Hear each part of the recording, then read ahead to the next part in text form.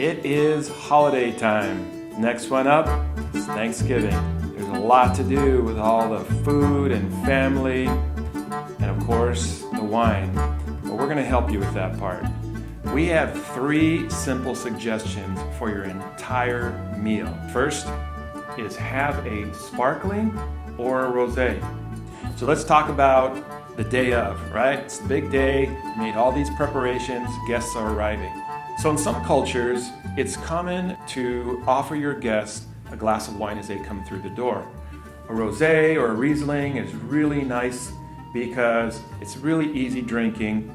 Our rosé is very refreshing. Usually is a warm weather type wine, but at Thanksgiving, it's becoming a really popular choice because it pairs with so many different foods. It can pair with your hors d'oeuvres, it can pair with white meats, even with turkey because it has some sweetness and also some dryness on the back end. So to balance out the dryness of the turkey, it has some of that juiciness on the front end. So now everybody's had a glass of rosé, they're feeling good. Uncle Fred's starting to get really talkative and everybody's happy and we're sitting down to the Thanksgiving dinner. You can stay with the rosé on the table because that's going to pair with a lot of foods. It can pair with all of your mashed potatoes and some of the vegetables. It's going to balance really well with that, and it has some of the sweetness and the notes that will go with many different foods. But I think really a really nice pairing for the turkey itself is going to be the Chardonnay. You want to get a Chardonnay that has a little bit of sweetness to balance out the dryness of the turkey and maybe some juiciness, maybe even a little bit of butter on the Chardonnay. That's a thing, right? Some Chardonnays have a little bit of butter. That could be a really good choice.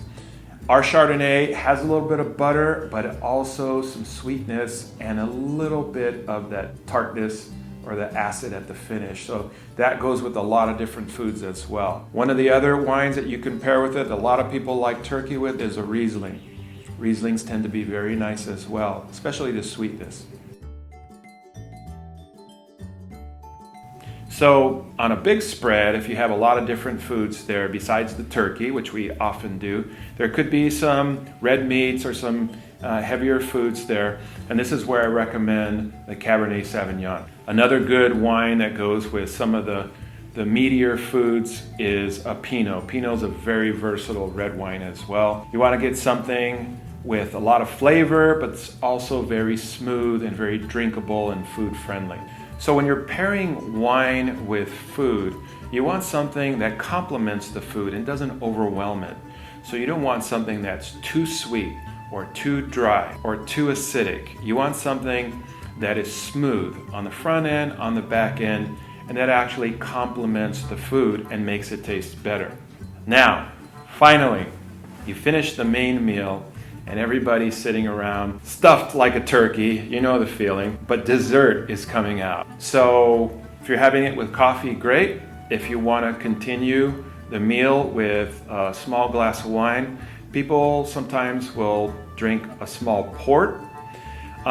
You can have a nice white wine with a light cake, like a lemon cake or a white chocolate. At one of our wine events, a chef paired our Chardonnay with a white chocolate cake, and it was actually amazing. So this would go with the light desserts. If you're going to eat something heavier, like a chocolate dish, the Cab is a really good choice. And again, you might be able to pair a Pinot, or even with something that's kind of juicier, maybe like a tart, you might pair the rosé. So you can go back to all 3 of these wines depending on the dessert that you're serving and continue serving wine and having a great time.